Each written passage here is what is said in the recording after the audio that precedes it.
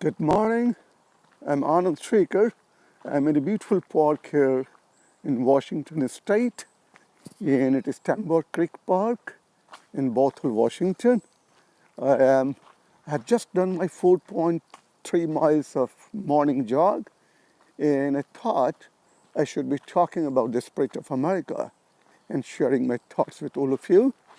It's a beautiful park you can see here, and it's a beautiful park. There's a trail here. I am just finished my jogging and I'm walking very, very slowly. So let me talk about this beautiful place. Just look at this beautiful place. It's so beautiful and very green. I live in Los Angeles. Who is Anand Shreekar? I'm an electronics engineer and I'm a founder president of a management consulting company called Engineersoft Inc. And I provide management consulting services to big companies like Microsoft and AT&T, Nestle, all of them are my clients.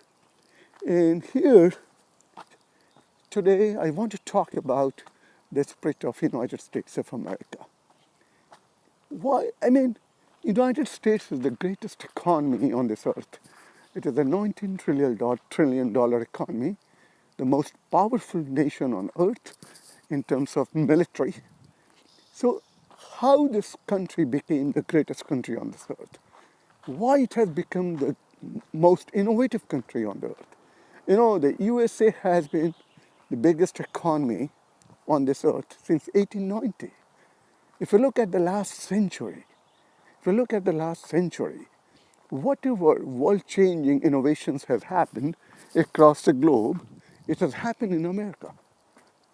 Whether it is internet, it is search engine, it is LCD, LED technology, it is Facebook, what I'm using right now, or WhatsApp, or it is a processing line, it is automobile, it is aircraft, it is telephone, whatever you name it, whatever you are using has been innovated here in this country.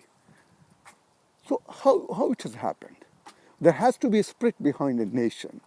And if I want to define the spirit of America in one sentence, it would be life, liberty, and pursuit of happiness. All of you might remember this phrase, life, liberty, and pursuit of happiness, was enshrined in the Declaration of Independence by our founding fathers way back in 1776. So, and it is part of our Constitution. What does it say?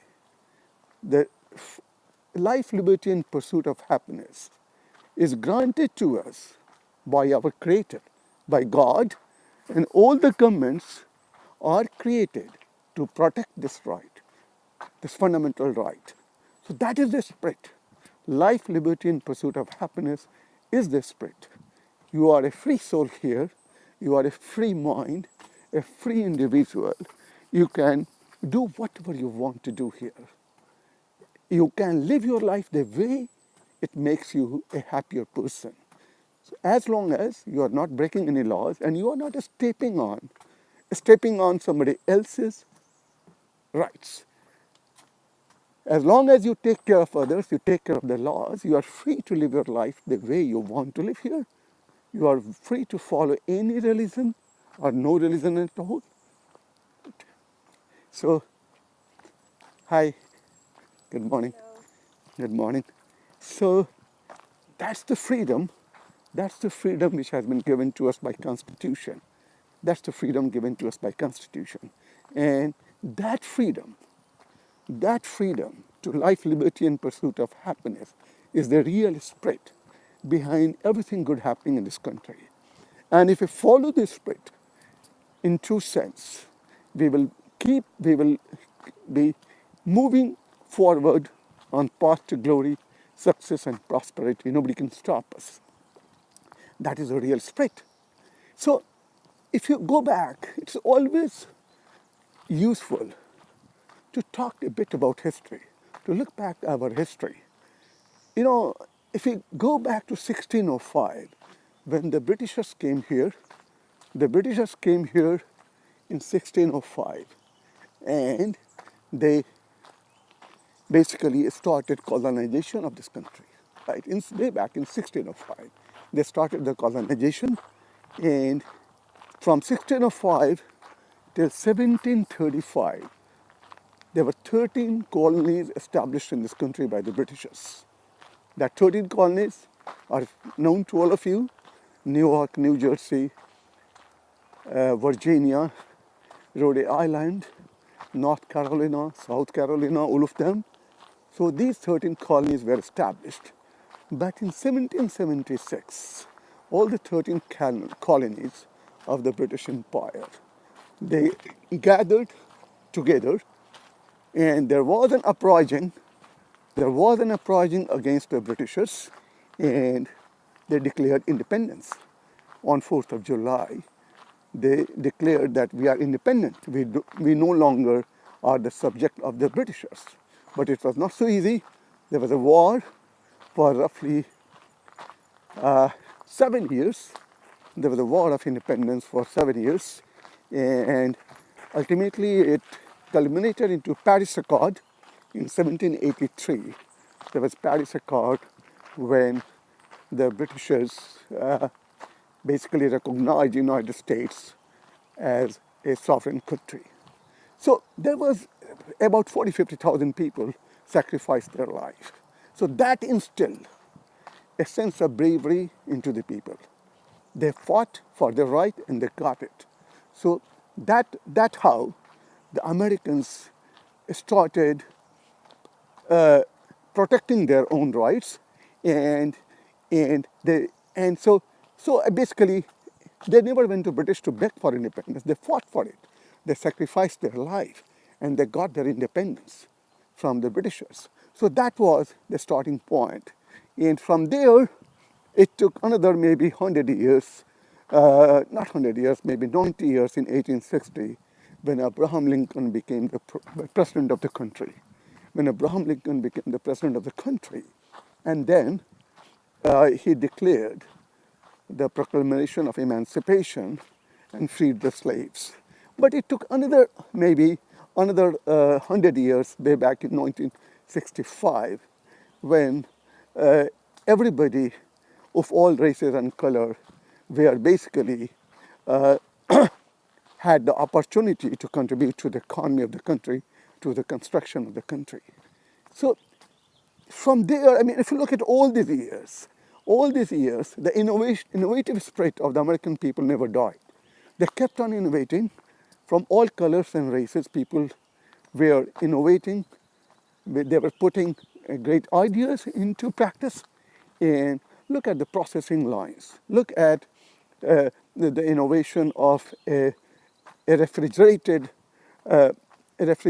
kind of truck.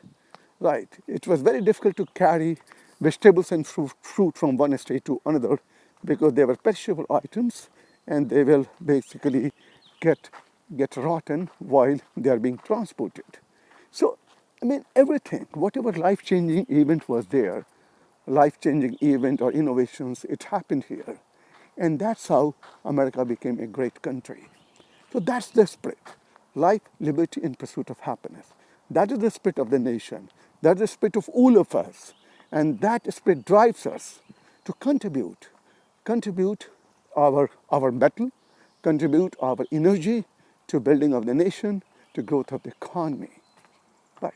So, I mean, if you look at the population of our country, we are 325 million people here. Out of that, roughly 155 million is the 155 million is the workforce.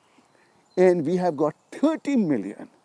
Out of 155 million workforce, we have got 30 million small industries, a small business here.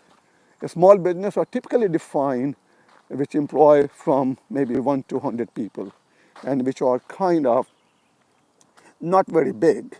They are small industries owned, either they are incorporated propriety or LLC, or they are mom and pop shops are there, they are owned by individuals or they're owned by family. So these small industries, these small businesses contribute 65% of job creation in this country. So that is the driving force. And these are not big companies like Walmart or Nestle or Costco or Best Buy or Amazon. These are small mom and pop shops. And these are the real contributors to the economy and to creation of job in this country.